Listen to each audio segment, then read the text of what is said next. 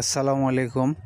আজকে সকালবেলা আমার গ্রামেই পাশের বাড়িতে দেখি যে এই গরুটা মারা গেছে।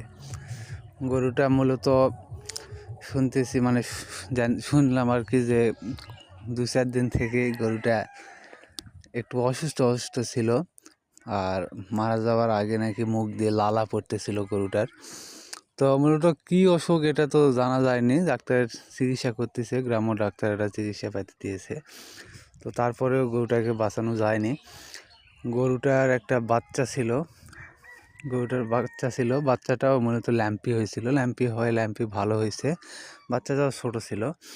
এখন এই যে গরুর কী অবস্থা হয়, গরুটা মারা গেল। বাচ্চাটারও বয়স কম, এখন বাচ্চাটাও বাঁচবে নাকি সঠিক জানি না, তবে ভালো মতো যত্ন করলে হয়তো বাচ্চাটা বাঁচবে।